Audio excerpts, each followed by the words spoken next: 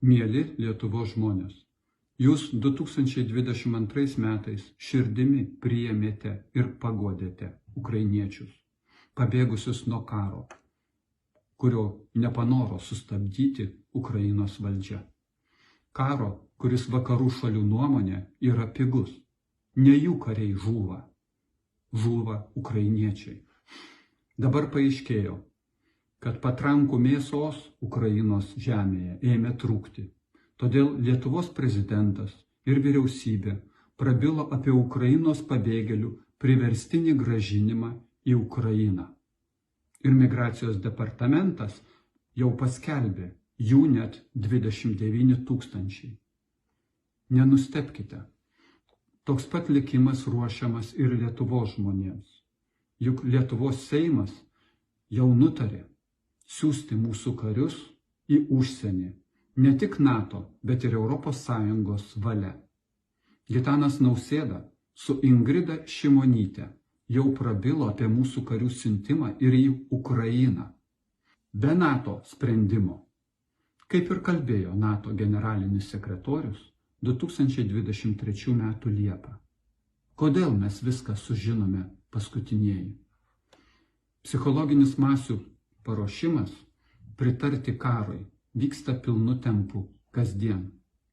Dėl to dabar suorganizuotos vieno iš Lietuvos savanorių valstybinės laidotuvės. Nors Ukrainoje žuvusieji savanoriai į Lietuvą vežami jau seniai. Dėl to Lietuvos ambasadorius Švedijoje Linas Linkevičius pasisakė apie Kerčės tiltą.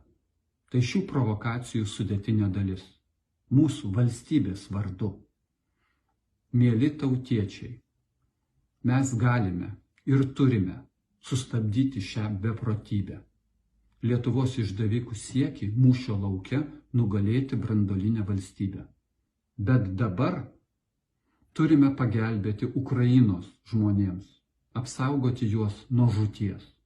Neišduokite jų valdžios institucijom, nepraneškite apie jų gyvenamąją vietą.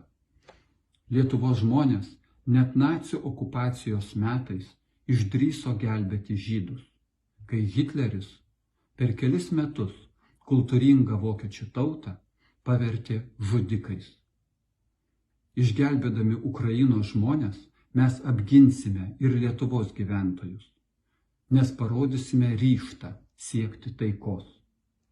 Ne tik Ukrainoje, bet ir visoje Europoje, kur lygios ir vienodai saugios gyvuoti gali visos tautos, įskaitant ir Rusijos, ir Ukrainos, ir Lietuvos. Nes visi mes esame žmonės ir gyvename mūsų žmonių nemankurtų planetoje, Žemėje. Sėkmės mums visiems.